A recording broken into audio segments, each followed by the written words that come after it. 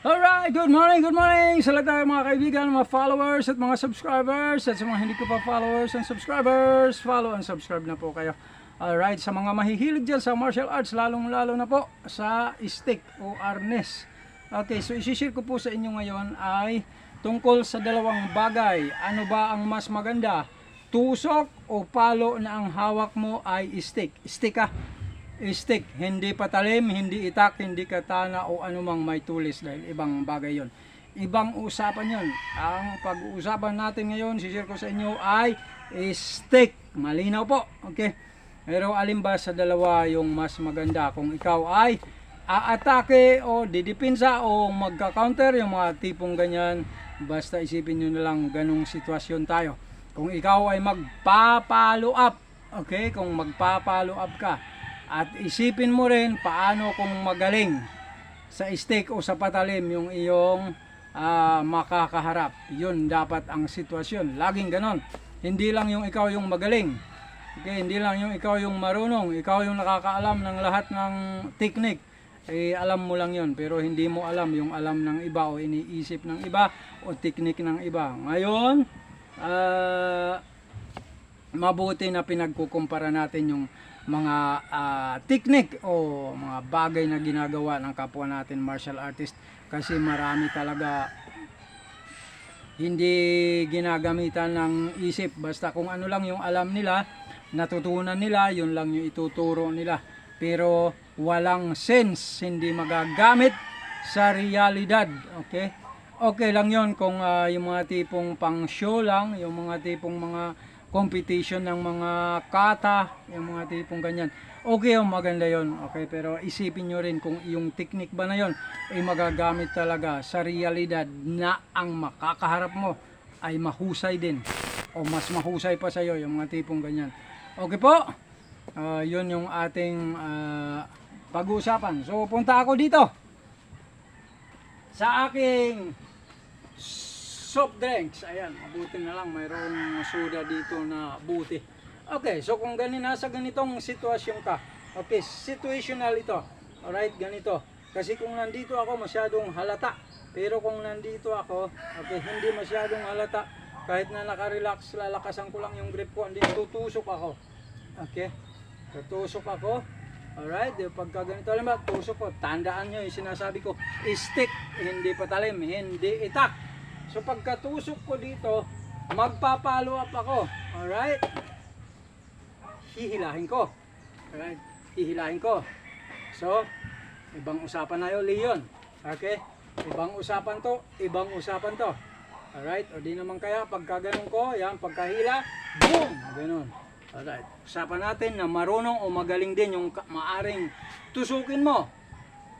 Eh, pagkatusok mo ganun, paghila mo ganun, maaring tinamaan ka na kung pamalo o stick ang din ang hawak nun, o di kaya kung patalim, eh nandyan na yan.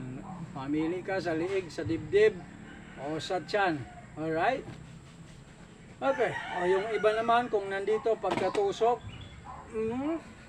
gano'n naman. Okay, so dito mayroon kang 360 degrees mula dyan bago umabot, makabalik ulit dyan. Mas lalong ibang usapan yon. Okay, ibang usapan dito ay magaling din yung makakaharap mo, yung susundutin mo at hahampasin mo. Alright, o di naman kaya yung iba, bam, titirahin ng abaniko. Okay, di kaya pagkasundot, boom, mga tipong mga ganyan lang, mga horizontal. Ngayon, ito, okay, ito na siya. So kung nandito ako, kung ang gagamitin ko ay palo, let's say, bam, alright? Bam, nandun kaagad yung aking follow up. Kumpara sa tusok na hihilahin ko pa kung ako ay papalo ulit. Okay? O, pagkatusok ko, magti-360 ako and then palo. Unlike pag nandito, pagka-upper, nandun kaagad. Alright? So, isipin nyo yung gap nun, alright? Pam, pam! Alright? Yun yung gap nun. Kung papalo ka, magpapalo up ka, o kung pagtusok mo, bam! Lalong mas matagal to. Ay unlike pagka dito, nandun ka agad, gumaganti pa. Alright. Ayan, tinatalian ko to para sa ganon hindi siya lilipad. Alright. So kung isipin nyo, yung momentum, yung flow, tuloy-tuloy siya, bam, right? Bam, bam, bam, bam. Okay, yung mga tipong ganyan. Unlike kung tutusok ka, bam, bam, bam, bam. Maganda tingnan ito, lalo na to, ay, napakaganda. Pero pagka sa realidad, mayayari ka. Okay? Bam, wow. Alright?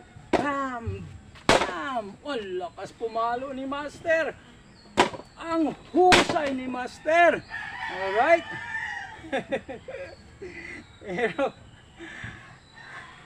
pagka mahusay din yung kaharap mo, mayayari si Master. Mas mahusay pala yung tinira ni Master. Okay?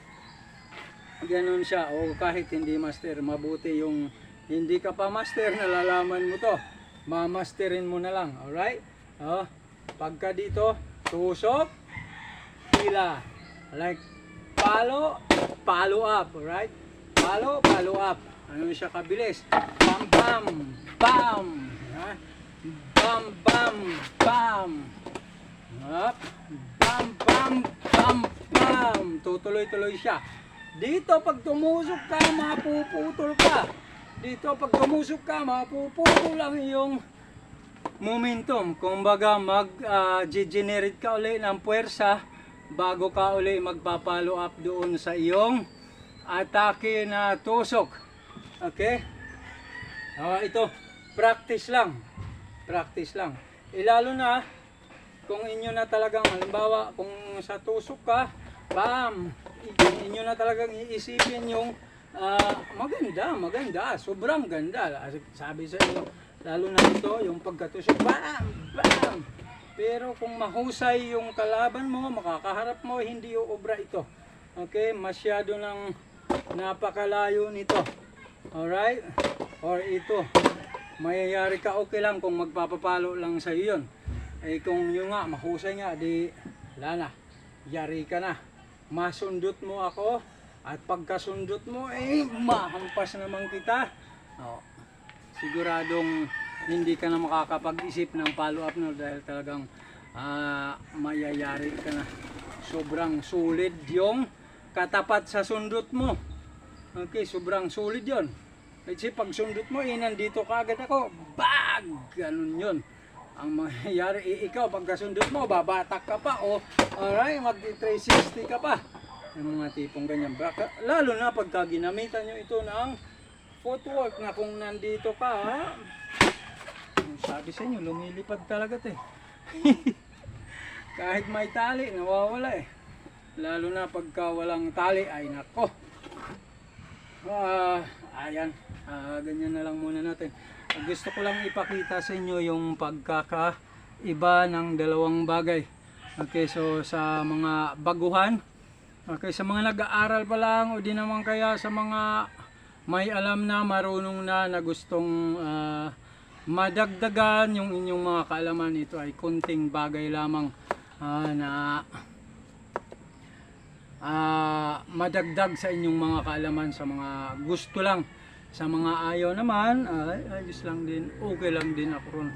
Tipo, at pagka ganoon, parang maging mapag-isip din kayo sa inyong mga technique, sa inyong mga ginagawa. Gaya ng sabi ko, hindi naman masama yun. Kaya lang dapat matutulang kayo magsabi ng tapat, kasi baka mamaya maniwala sa inyo yung inyong mga estudyante, mga tinuturuan na halimbawa yung mga technique nyo, halimbawa sa patalim, magagawa ba talaga sa reality yun? O baka ikapapahamak lang nila. Okay? Pagka tinanong kayo, Master, magagawa ba to sa realidad? Aywan ko, di ko alam. Baka mamaya alanganin ka, sumabit ka, di mapapahamak ka. Kaya siguro tumakbo ka na lang yung okay? Pagdating sa laro-laro lang, mga ensayo-ensayo lang, okay yun. Pero mag-ensayo din talaga kayo ng pang realidad. Okay? ng mga ganyan. Kasi sobrang importante yan, hindi nyo masabi. Mamaya, kagaya yung nakita ko, tinutukan, swerte lang. Okay, at hindi marunong, yung bagito, walang alam yung nakahawak ng patalim.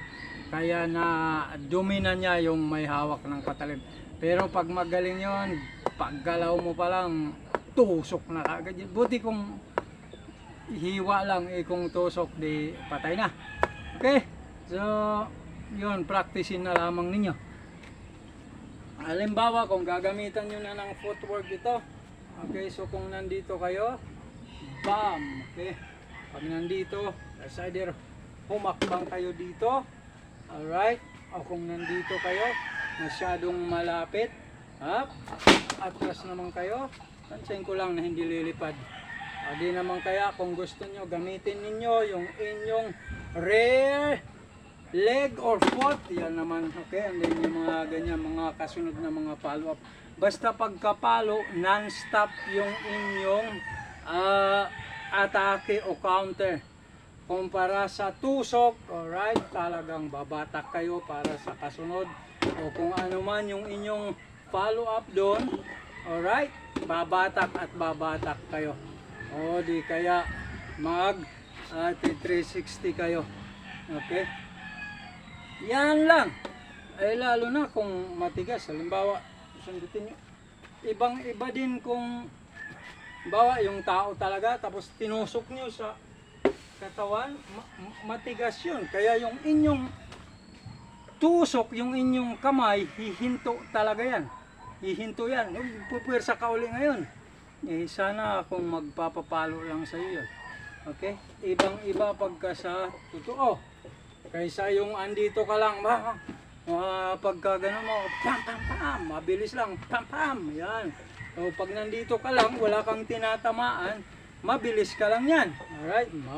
Mabilis to, at ang ganda pa, pagka matipong mga ganyan, ganda tingnan, pero pag sa realidad, pag yung tusok mo, tumama yan, hihinto ka. And then re-regenerate ka ulit ng puwersa mo para sa follow up mo. Unlike pagkapalo yan, lalo na kung marunong ka pa sumiko, tumuhod, sumipa, mag-tick down o mag-judo, mag-wrestling, lalong mas maganda yan. Kumbaga, yung pag-atake nyo, tuloy-tuloy na yun hanggang sa ihampas nyo. Buhatin nyo, ihampas nyo. Okay po, maraming salamat. Hanggang sa muli po. Pugay. Alright.